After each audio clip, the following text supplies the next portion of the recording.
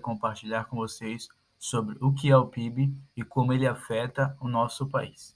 Então, me acompanhem em mais um vídeo. Vamos lá. Tá, mas afinal, o que é esse tal de PIB?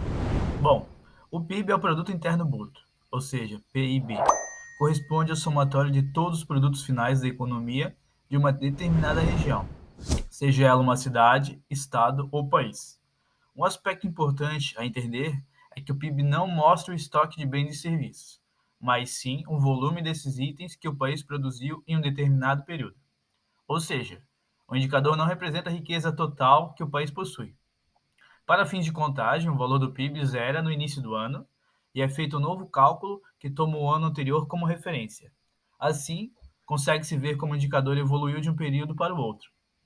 Se a produção do ano atual tivesse sido menor do que a do ano anterior, dizemos que o PIB do país foi negativo no exercício em questão. Bom, como é que o PIB é calculado, enfim? Para calcular o PIB, deve-se considerar somente os bens e serviços que chegam até o consumidor, para evitar a contagem em duplicidade e distorção do indicador.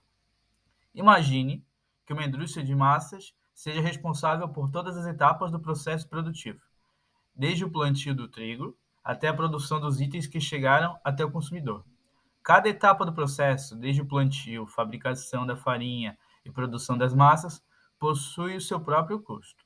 No entanto, para fins do PIB, os custos dos produtos intermediários devem ser deduzidos do preço do produto final. Tá. Alguns indicadores para o cálculo do PIB. Vamos lá. Primeiro nós temos o Índice de Preço ao Consumidor Amplo, conhecido como IPCA, que é o índice que mede a inflação oficial do Brasil. O seu cálculo é feito pelo próprio IBGE. Abrange 90% das famílias que vivem nas áreas urbanas do país e por isso é considerado um índice amplo.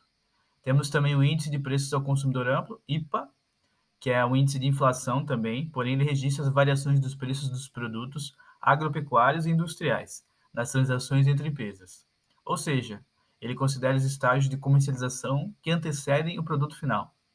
Temos também a pesquisa de orçamentos familiares, o POF, que é realizado pelo IBGE e avalia basicamente os rendimentos das famílias, como são seus gastos. O objetivo do POF é traçar um perfil das condições econômicas da população a partir da análise dos orçamentos familiares.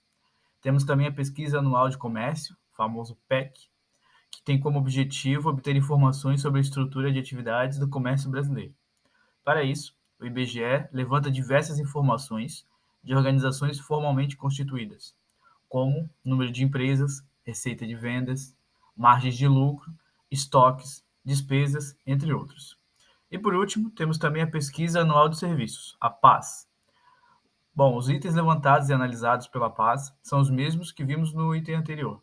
A diferença é que essa pesquisa considera seu cálculo somente as empresas formalmente constituídas que atuam exclusivamente no setor de serviços. Tá, o que é o PIB per capita? Quando a gente fala em PIB, outro conceito muito lembrado é o PIB per capita.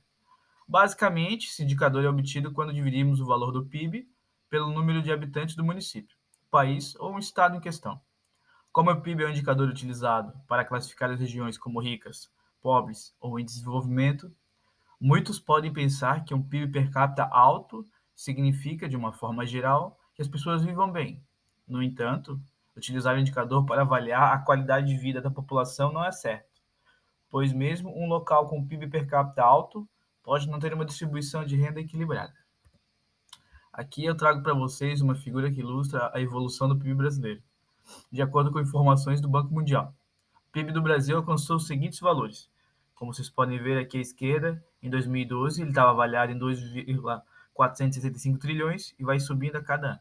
Em 2015 ele teve uma diminuição na subida e agora em 2021 ali, em decorrência da volta da pandemia, está menor que o índice de 2015. Bom, mas qual que é a importância do PIB para o nosso país? Como vimos, o PIB é o principal termômetro da economia de um país. E assim, ao analisá-lo, a gente consegue ver como a produção nacional variou ao longo dos anos.